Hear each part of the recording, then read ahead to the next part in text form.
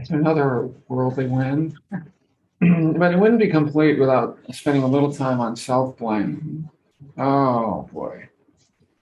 Which is, at an extreme, it can be a real form of internal, um, emotional abuse. Yeah, yeah. All of these things have, extreme forms and less extreme forms, and and middling forms. You know, sometimes I don't know if any of you have studied psychology, but if you read any psychology book with diagnoses in it, yeah, and you go, you don't necessarily say this to other people, but you go, oh, I got a little of that. I got a little of that in me. Read on, read on. Yeah, I got a little of that depressive thing. Of course, I get a little blue once in a while. I get a little depressed. Oh, I got a little anxiety in me. Oh, I can be pretty obsessive at times. Oh, and what we can forget is that there's like a normal range of all of these things, within us. There's a normal range. Yeah. Worked with a number of folks who have pretty high anxiety. And the expectation that they will bring to the office is, I want to get rid of all of my anxiety. Yeah, which isn't possible. There's a normal range of anxiety that we have. It's called within normal limits. Within normal limits, we all have some of that. We all have sensitivity. We're social beings. We're in a network of social beings. Self-blame too. Believe it or not, there's a normal range, or within normal limits, of self-blame, because we're sensitive, and in mindfulness we're becoming more sensitive, and because it needs to register. If someone suggests to us, for example, that something we've said or done or didn't do or didn't say has created some pain in them, whether it was intentional or not, there's a sensitivity there, and needs to be a sensitivity there. The complete absence of any self-reflective, self-blame, taking any look at what I might have contributed. If we go to the other extreme, we're in the territory of a kind of narcissism.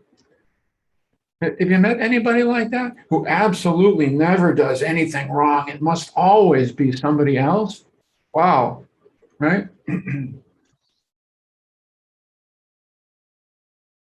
That's a problem too. See, it's always the ends of the spectrum that are the issue there.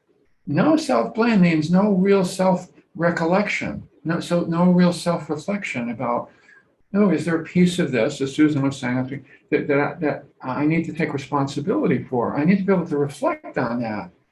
And too much self-blame is, oh, it's so sad. It just leads to self-shame, self-devaluation. And it's so painful when that happens. It can be paralyzing, self-blame, it can be paralyzing. And so with so many of these, and self-blame is one of them. You get into this perfectionistic thing. We all have perfectionism. Believe it or not, there's perfectionism within normal limits as well. Yeah, yes, we'd like to do things well. But I didn't do it so well. Perfectionism in extreme is so painful. And some of us carry that, Oh, we set the bar so high for ourselves. We don't succeed in reaching that bar, that unrealistic bar that we've set for ourselves. And then we get disappointed and blame ourselves for not reaching the unrealistic expectation that who set for ourselves? We did, but a little bit of, oh, how did I do? Oh, how am I? We can't kind of get away from some of that. Some of that is kind of normative. But it's really about finding balance. It's really about finding balance. Oh, here comes blame. No. Hmm. And it's not just a cognitive thing, that self-blame thing. It's a feeling thing. Oh, it happened. If I feel that somebody has been hurt by something I did or didn't do, or might have done, or didn't think of doing, or just slipped, I feel the pain of that, even if I didn't intend it. Right? It's just like, ah, okay. I don't think we want to get entirely rid of that level of sensitivity, you know? It's just that we don't want to then start really obsessing with it and really going to town with it. Oh, this is the story of my life. This is I'm always messing up, always. You know what I mean? I mean, we can start to drift to all the other moments where I've disappointed. I'm just a disappointing person. No, but we also don't want to say, "Hey, too bad. I didn't intend it. Why are you so sensitive?" Ouch. You're right. The two extremes. See, the two extremes. The middle path. I call it the middle path of self-blame. Or maybe we'll call it, maybe we'll take the blame out of it, but the middle path of, um,